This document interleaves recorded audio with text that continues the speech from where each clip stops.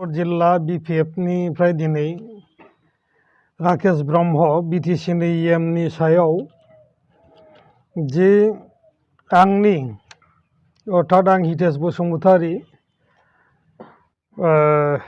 बिनि सायाव जि प्रतिक्रिया होदों जों बिनि फिननाय होनो होननानै दिनै बे प्रेस मिटखौ खालामदों।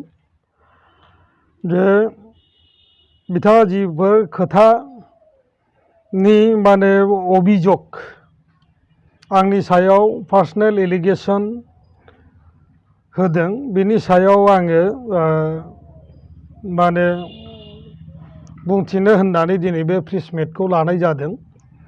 खारन बिथाङा बुंदों जे आङो 2 बोसोर इएम हिसाबै बिटिसिआव दंमोन होनदों। आं बेनो सिगाङावनो बेखौनो बुंनो नागिरदों जे बिथाङा बे बर' मुभमेन्टनि बा बर' जातिनि सोमोन्दै जेबो गियान गैया होननानै आं थांनाय बार जिथु प्रेस मिट बेयावनो बुंदोंमोन। थिग बिदिनो आंनि सायाव जिखिनि खोथा बुंदों आंनो बिटिसिआव 2 बोसोर इएम जानानै दंमोन होननानै बुंदों। आं बिथांनो मोजाङै बुजिनानै लानो थाखाय बेखौ दा बे प्रेस मिटनि गेजेरजों खोन्थानो नागिरदों। आन्दलननि उनाव जिथु इन्टारिम सरकार बिएलटि भारत सरकार आसाम सरकारनि उनाव जिथु एग्रिमेन्ट जादोंमोन बेवहाय आङो 2 बोसोर इन्टारिम गभर्नमेन्टआव दंमोन। बिनि उनाव जिथु 2005आव जिथु इलेक्सन जायो नर्मेल इलेक्सन बिटिसिनि बेवहाय आङो इएम हिसाबै देरहादोंमोन। 5 बोसोरनि थाखाय आं आरोबाव इएम हिसाबै दंमोन। आरो बिनि उनाव 5 बोसोर कमप्लिट खालामनायनि उनाव फिन 2010आव बिटिसिनि बिसायख'थि जादोंमोन। बेवहाय आरो 1 बोसोरनि थाखाय आङो बे बिटिसि गभर्नमेन्टआव इएम हिसाबै दंमोन। बिनि उनाव आं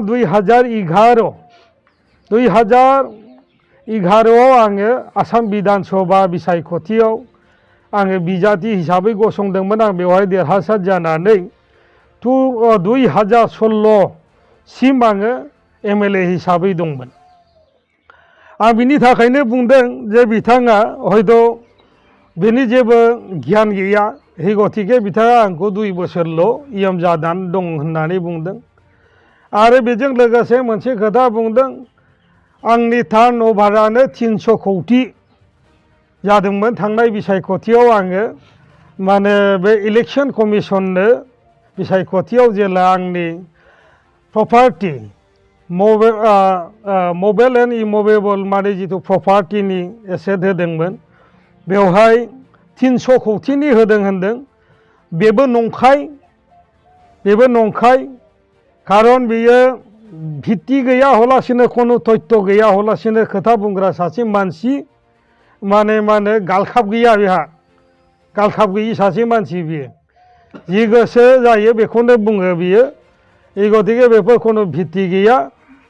आंनो 300 कौटि थाखाखौ माने बे जिथु 99 एपइन्टमेन्टनि बाक्सा जिल्लायाव जिथु गन्दगल जादोंमोन बे केलेंकारियाव आंखौ जड़ित खालामनानै बिथाङा आंखौ अभियोग होदों।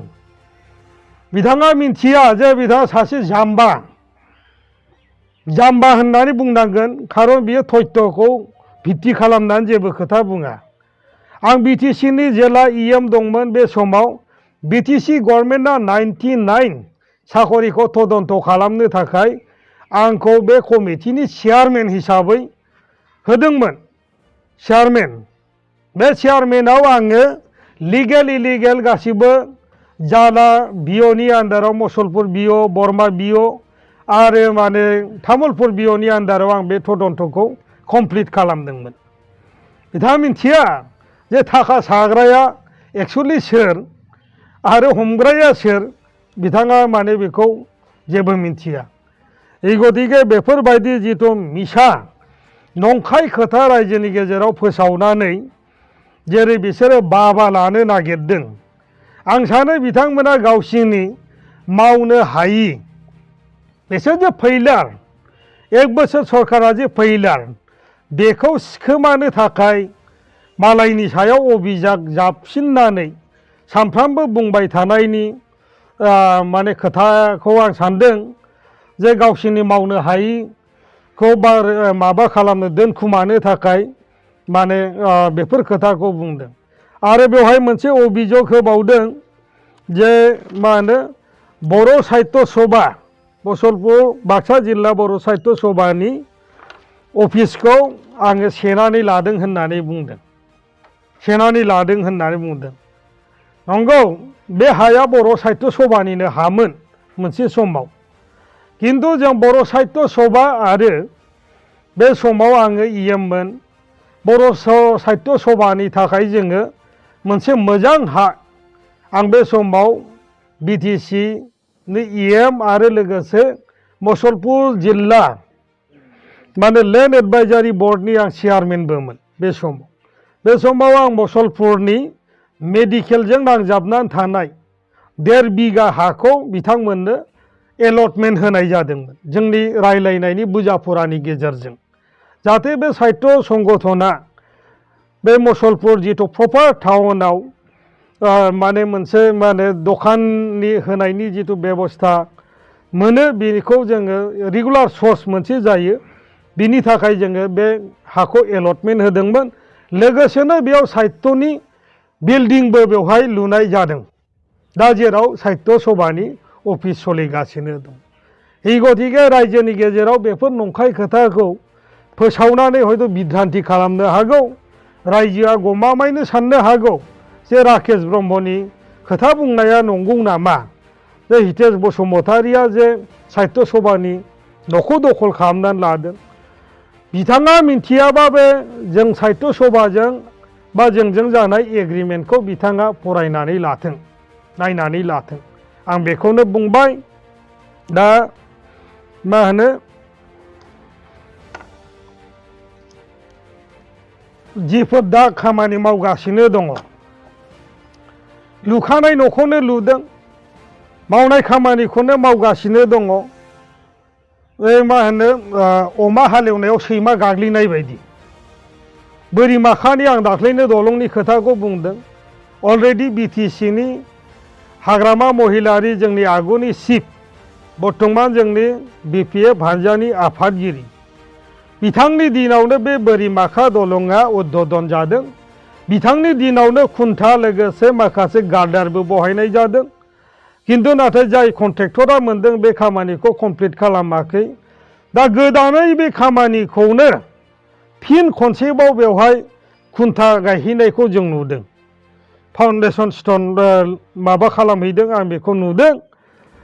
निश्चय जों बुंगोन, खारन जोङो जोंनि खामानियानो अपोजिशननि खामानियानो सोंनाय पाब्लिकआ न्याय मोनदोंना मोनाखै, बे दला होलांनाय जिफोर कमिटमेन्ट बेखौ पालन खालामदोंना खालामाखै।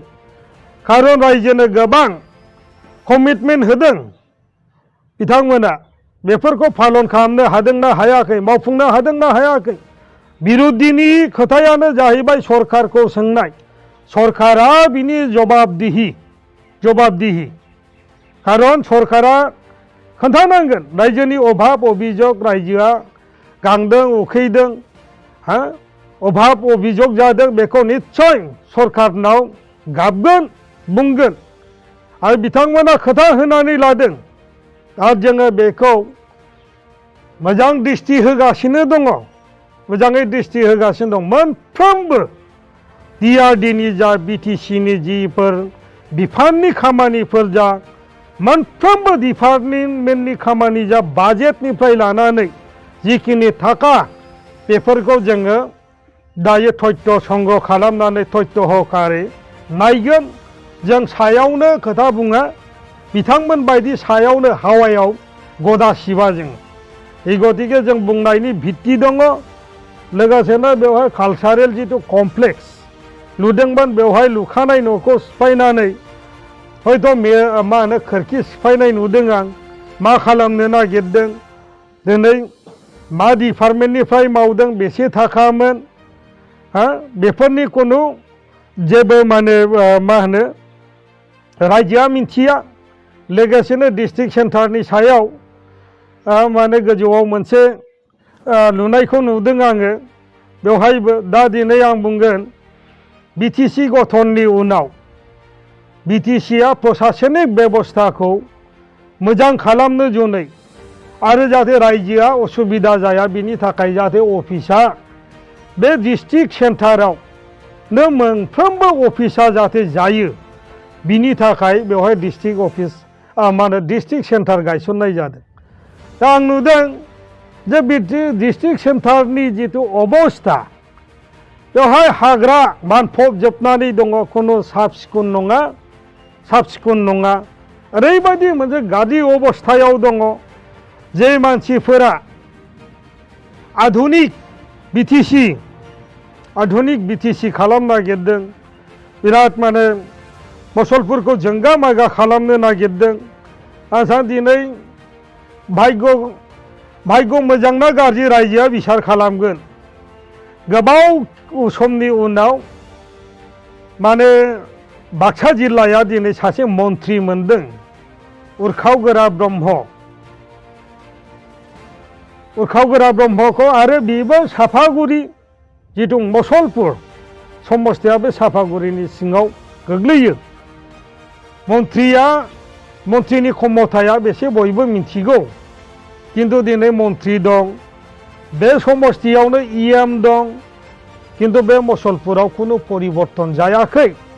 मसलपुराव गंसे कलेज दं प्रभिन्सियेलाइज कलेज जुनियर कलेज दिनैसिम बेनि अबस्थाखौ बिथांमोना नायसनाखै अथच मोनफ्रोमबो मेल मिटिं थांनाय दिनफोराव इउपिपिएलनि मिटिं जा माने एबसुनि मिटिं जा बै माने जुनियर कलेजावनो मिटिं खुंबोगासिनो दं।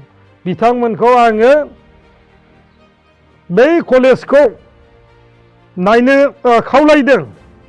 मसलपुराव मोनसे दासिमबो डिग्री कलेज जायाखै डिग्री कलेजा दिनै माने मा होनो जोबथारनाय मोनसे स्टेजाव दङ। दिनै सरकारिकरन खालामनांगौ प्रभिन्सियेलाइज खालामनांगौ। दिनै बिटिसिनि बहुतता माने डिग्री कलेजफोर हयथ' थांनाय दिनाव किसु माने कलेजनि थाखाय माखासे कलेज नर्म्सआव फैखानाय कलेजफ्रा थालांदोंमोन किन्तु मसलपुरा गासिबो नर्म्सआ फुलफिल। दिनै बे कलेजफोरखौ प्रभिन्सियेलाइज खालामनो होननानै बिथांमोना खोथा होदों। लोगोसेनो जिखिनि नन प्रभिन्सियेलाइज एलपि एमइ स्कुलफोरखौ प्रभिन्सियेलाइज खालामनो खोथा होदोंमोन आरो जि 99 नि जिखिनि दायो थालांनाय जिखिनि मास्टारफोर बिथांमोनखौ माने बे गावसिनि गभर्नमेन्ट फैबानो रेगुलाराइज खालामनाय जागोन अर्थात साख्रिखौ माने मा होनो होनाय जागोन होननानै बुंदोंमोन। दिनैसिम बे बिथांमोना गिदिंगासिनो दं गोदाव सोराव सोरहाबा माने 20-25 बोसोर जाबाय रिटायार जानो सम जाबाय। आं नुदों बे स्कुल प्रभिन्सियेलाइज जानाय बिथांमोननि साकरि रेगुलार जानायनि खोथाया बाद बिथांमोननि एसोसिएशनजों जों रायलायदों जिहेतु बिटिसिआव सेंसन पस्ट फैनाय 700टा पस्टआ बे 99 नि पस्टमोन होननानै बुंदों बिथांमोना क्लेम खालामदों किन्तु बेखौ होआलासिनो बेखौ स्टेट गभर्नमेन्टनिफ्राय टेटआव एपइन्टमेन्ट हरजोबनाय जादों। दा बेफोर खोथाफोरखौ कमिटमेन्टफोरखौ जेबो लाखिनो हायाखै आरो आं जिफोर भित्तिहीन खोथा जिफोर अभियोग खालामदों जे बेनि सायाव आयेनगत बेबस्था लानाय जागोन। बेनिखायनो आं बुंदों जि गोसो बेयो बुंबाय थागोन जों बेखौ खोनासंबाय थागोन। जुमाय फाग्ला होननानै बुंदों बिपिएफनि मानसिफोरखौ आं बिनि उत्तरखौ होखांबाय जे जोंनो बिएलटि जन्म होनानै बिएलटिआ माला जन्म जाखो जि बिएससिखौ फैला दानो स्टेट एक्टियारनि गेजेराव बिएससि सुक्तिया जादोंमोन बेखौ जोङो 1996 आव डिनाउन्स खालामदों बिएलटि जानानै। बिएलटिआ आन्दलन खालामनायनि गेजेरजों बे बिटिसि सृष्टि खालामदों। सोरमोन बे बाक्सा डिस्ट्रिक्टखौ नेतृत्व होबोनाया? जोंनि नेतृत्वआव बिएसि जादों। जोंनि नेतृत्वआव बे बिटिसिनि जन्म जादों। दिनै बिनिनो मा होनदों, बे माने बिटिसिनिनो दिनै ओंखाम जागासिनो दं। जायफ्रा दिनै गोग्गानानै बुङो जाथिनि बिराद गिदिर गिदिर नेता होननानै, आं सानो बर'आव दिनैसिम रावबो गावनि क्षमताजों नेता जानो हायाखै। जाथिनि नाम बुंनानै, देशनि नाम बुंनानै, बर'नि अधिकारनि नाम बुंनानै बिथांमोना बे ओंखामखौ जागासिनो दङ।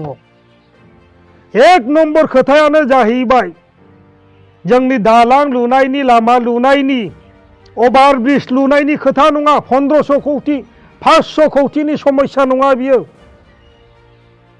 बे संग्रामा राजनैतिक अधिकारनि संग्राममोन, जोंनि अस्तित्वनि संग्राम, जोंनि हानि अधिकारनि संग्राम।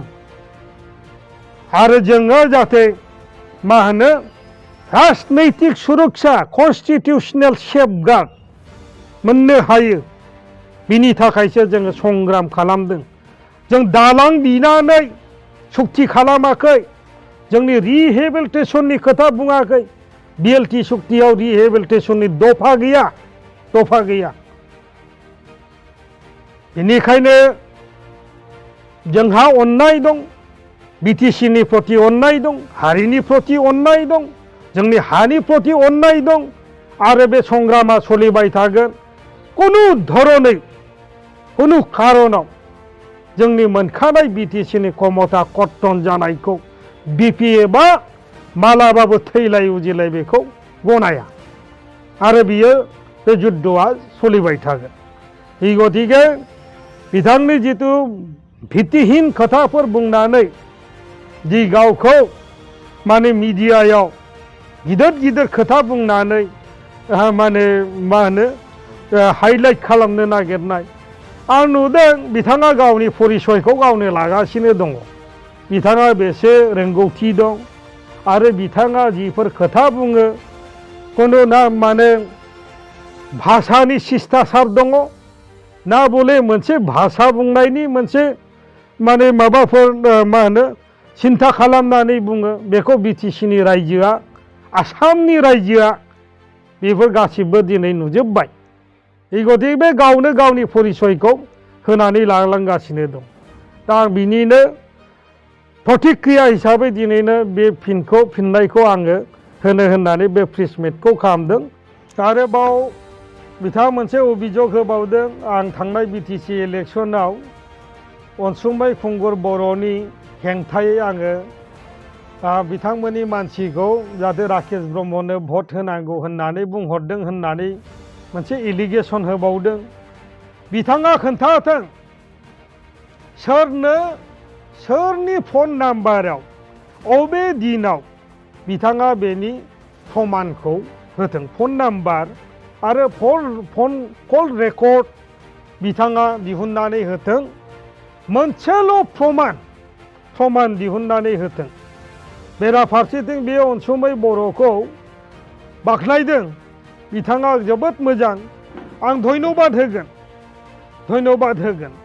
बिथाङा अनसुमै खुंगुर बर'खौ सासे दक्ष आरो मोजां मानसि हिसाबै बाख्नायदों।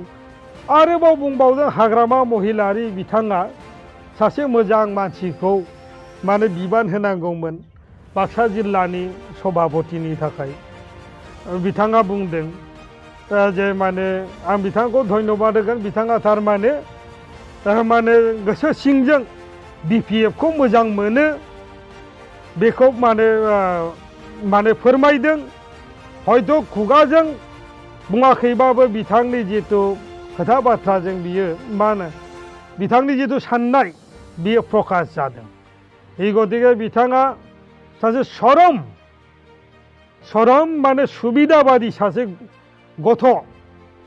आरो इभेन माने बुंबावदों जे प्रमद बर'जों आं टिकेट बिदों प्रमद बर'नाव टिकेट बिदोंमोन होननानै बुंदों बिथाङा बे आंनि जिथु सोंनायनि फिननाय बिनिबो प्रमाण आं बिदों दिनै बे दिनै मा होनो प्रेस मिटनि गेजेरजों आं बिदों प्रमदजों आं बहा रायलायामोन अबे फनजों फन खालामामोन माला खालामामोन बिनि दिन थारिख जायगा रायलायनाय बिनि फन कल रेकर्ड बिथाङा माने बिनि प्रमाण होनांगौ बिथाङा रायजोनि गेजेराव बे नानानथा जिफोर खोथाफोरखौ बुंनानै बिधान्थि खालामदों बिथांनि जिथु भित्तिहीन खोथा बिनि सायाव आयेनगत बेबस्था लानाय जागोन आं दिनै बेखौ सतर्क खालामनानै बुंदों जों अपोजिशन हिसाबै निस्सय बे सरकारखौ हमगोन जोङो आरो बिथांमोननि खामानिनि सायाव गोख्रों जिथु बर्थमान जिखिनि जाबाय थानाय जिफोर सोलिबाय थानाय स्किमफोर आं दा लेटेस्ट खोनादों आङो बोले ना फिसा उत्पादन खालामनांगौ ना प्रडाक्शन खालामनांगौ बिटिसिआव बे माने मा खालामनो होनो नानि उत्पादनखौ खालामना इक'नमिक भाबै माने बिटिसि ओनसोलखौ जौगाहोनायनि खोथा बुङो बिना मटर साइकेल रानदोंनो ना फानग्रा बेवहाय माने मा होनदोंमोन बेखौ आइस बक्स होदों खारन बेवहाय अन्ध्रनि ना बिहारनि ना बेंगलनि ना राननोसै नामा बेवहाय दाख्लैबो बुंदों आङो बे फार्माव कख्लाबारि फार्माव हेटचेरि दङ ना फिसा बानायग्रा हेटचेरि दङ गोदोनि दिनाव बेवहाय खारजिनि फुलि बानायोमोन गोदोनि दिनाव बेवहाय अमानि फिसा बानायोमोन नानि फुवान बानायोमोन बिभिन्न माने एग्रिकालचारनि सीड प्रडाक्ट खालामनाय जायोमोन बेवहाय नारिखलनिफ्राय लानानै माइनिफ्राय लानानै गोदान माइनि आबिष्कारनिफ्राय लानानै बिभिन्न मैगं मैलानि जिथु सीड्स बेफोरखौ बानायोमोन बेवहाय बेयो अल इन्डिया लेभेलाव नाम्बार 2 पजिशनाव दंमोन दिनै बिथाङा बेखौनो कार्यकरि खालाम बे हेटसारिफोरखौ खुलिनानै हयथ' माने माखासे बेखार मानसिफोरनो हेटसारि खुलि होनानै जायगायाव ना उत्पादन खालामनायनि बेबस्थाखौ खालाम आरो बेजों लोगोसे बेवहाय नानि जिथु आदार आसामाव गैया दिनै नानि आदार बानायग्रा बे माने मा होनो बिनि इन्डास्ट्रि गैया बेखौ लाबो बेवहाय बे बिटिसिआव लाबो बेवहाय गोबां फुख्रि दङ जाहाथे बेवहाय नानि आदार खाद्य प्रस्तुत खालामनो हायो बेफोरखौ खालाम आं नुदों मटर साइकेल होदोंनो मटर साइकेल होनाय बेनिफिसारिफोरखौ जों लिस्टखौ बिदों दिनै बेवहाय नुदों आं सासे माने बे अट' सालायग्रा बेटारि गारि सालायग्रा बेटारि गारि दंखायो आरो गारियाव हेन्डिमेन हिसाबै थायो बिथाङा ना बेबसाय खालामा बिदि सासे गथ'नि नाम नुदों दा नामखौ बुंथ'ला निस्सय समायाव बाक्सायाव होनाय हिताधिकारिफोरनि बिथांमोना जग्य मानसिफोरनो होदों ना बले पार्टिनि सार्टआव पार्टिनि वार्कार्सफोरनो बेफोर मटर साइकेलखौ होदों निस्सय मोनसे समाव नुगोन आरो जों बिनि लिस्टफोरखौ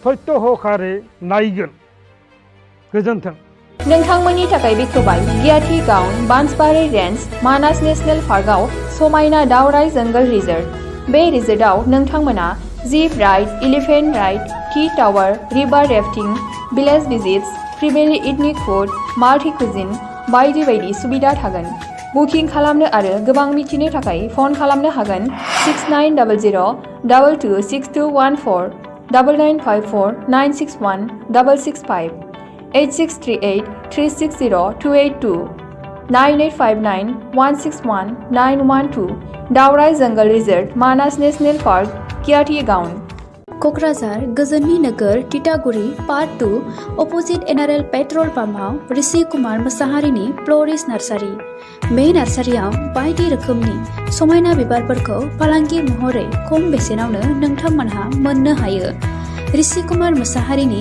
फ्लरिस्ट नार्सारियाव गासैबो रोखोमनि बिबार गायनायाव गोनांथि जानाय आगजुखौ गोरलैयैनो मोननो हायो बेसेन लायाबालासिनो न'सिम दैथायहरनायनिबो खाबु दङ लोगोसे फरायसा आरो लाइमोनफोरखौबो बेवहाय सोलोंथाइ होनाय जायो। गोबां मिथिनो थाखाय कन्टेक्ट खालामनो हागोन नैबे नम्बराव 6000390992 ऋषि कुमार मोसाहारिनि फ्ल'रिस्ट नार्सारियाव एक्टिभिटिस बायदियै produce and sell all kinds of horticultural planting materials and gardening design. Impart training to all students and educated unemployment youths, home delivery and door-to-door service free. Again, contact number 6003909192.